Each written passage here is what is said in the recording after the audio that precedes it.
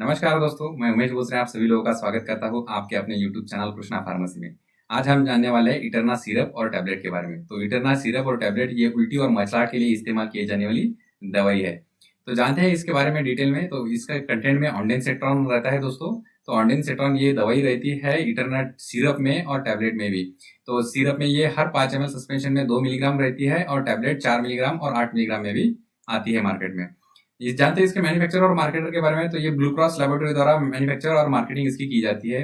जानते हैं इसके इस्तेमाल के बारे में। तो इसका यूजेस कैसे करना है। तो जैसे कि मैंने आपको बताया कि ये उल्टी मचलाहट के लिए इस्तेमाल की जाने वाली दवाई है। तो जनरली जो डायरिया या फिर डिसेंट्री होती है या फिर पेट में जो इन्फेक्शन होता है उस कंडीशन में जो उल्टी मचलाहट होती है उसमें भी इसका इस्तेमाल किया जाता है उल्टी और मचलाहट को रोकने के लिए।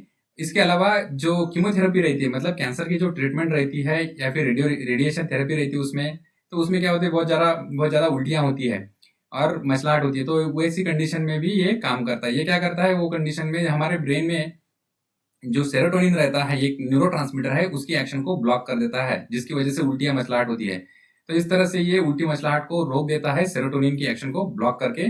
तो इसलिए ये कीमोथेरेपी में, मतलब कैंसर की ट्रीटमेंट में जब उल्टी मसलाहट होती है तो उसमें भी इसका इस्तेमाल किया जाता है। और नॉर्मली भी जब उल्टी मसलाहट होती है या फिर जो डायरिया या फिर लूज मोशन होते हैं या फिर पेट में इन्फेक्शन होता है उस कंडीशन में जो मसलाहट होती है या फिर वोमिटिंग्स होती है, उसको रोकने के लिए ये दवाई बहुत ही प्रभावी है। तो जानते हैं इसके डोज के बारे में, मतलब इसकी खुराक कितनी देनी है। तो छोटे बच्चों में इसका इस्तेमाल हम, मतलब खास करके इन्फेंट जो रहते हैं, मतलब 9 महीने के अंदर के जो बच्चे हैं, उनमें इसका इस्तेमाल हम 2 मिलीग्राम दिन में 2 बार या फिर ज्यादा रही तो 3 में 3 बार भी कर सकते हैं। और चिल्ड्रन जो रहते हैं, मतलब जो 1 साल के ऊपर की उम्र जिनकी है, उनमें हम 1 साल से लेके 12 साल तक। तो ध्यान में रखना दोस्तों, इन्फेंट मतलब 9 महीने के अंदर के जो बच्चे रहते हैं उनमें हम 2 मिलीग्राम दिन में सुबह दोपहर शाम इस्तेमाल कर सकते हैं।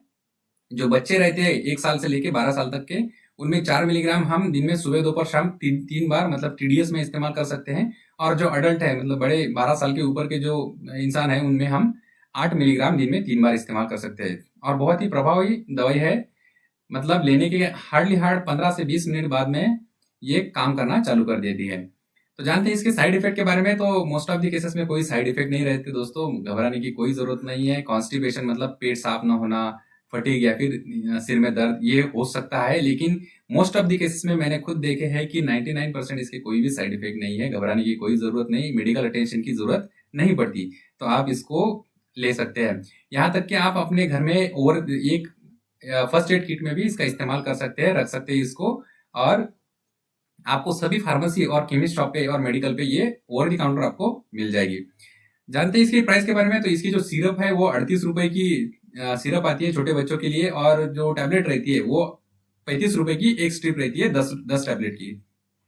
जानते हैं इसके सब्स्टिट्यूट के बारे में। तो इसके अलावा भी बहुत सारी कंपनियां जो बनाती है ऑन्डेंसेट्रॉन की सिरप और टैबलेट। तो इमसेट सिरप है, ये इप्का लेबोरेटरीज का प्रोडक्ट है। ऑन्डेम सिरप है, ये अल्केम लेबोरेटरीज के प्रोडक्ट है। तो ये भी बहुत ही उम्दा प्रोडक्ट है जिनका इस्तेमाल आप कर सकते हैं अगर आपको इटरना सिरप या फिर टैबलेट नहीं मिलती तो।